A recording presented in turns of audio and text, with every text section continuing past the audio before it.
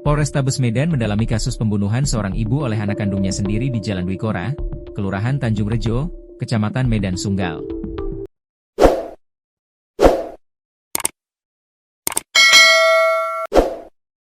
Peristiwa tragis terjadi pada Rabu, 10 Desember 2025, sekitar pukul 5 waktu Indonesia Barat. Terduga pelaku yang diamankan saat ini berinisial A, 12, wanita berstatus pelajar SMP.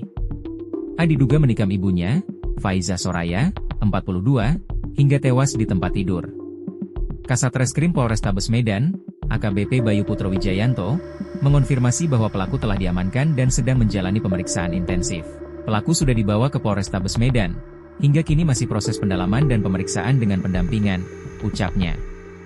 Bayu menjelaskan bahwa proses pemeriksaan terhadap A dilakukan dengan hati-hati mengingat usianya yang masih di bawah umur dan kondisi psikologisnya.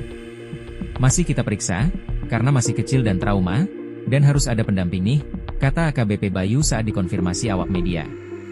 Sementara itu, motif dibalik perbuatan keji tersebut masih menjadi fokus penyelidikan. Saat ini polisi masih mendalami kasus tersebut, termasuk jumlah dan luka tusukan pada korban. Untuk tusukan terhadap korban kita masih mendalami. Masih didalami, lanjutnya. Kronologi awal. Kronologi seorang ibu rumah tangga ditemukan tewas mengenaskan di dalam rumah, tepatnya di kamar tidurnya. Korban saat itu ditemukan oleh anak pertamanya di dalam kamar tidur yang sudah tergeletak di atas kasur. Sekitar pukul 5 waktu Indonesia Barat, anaknya tersebut berteriak meminta pertolongan. Mendengar adanya suara tersebut, suami korban pun segera turun dari kamar tidur dari lantai 2, ucap seorang warga yang ditemui Tribun Medan, Rabu, 10 Desember 2025.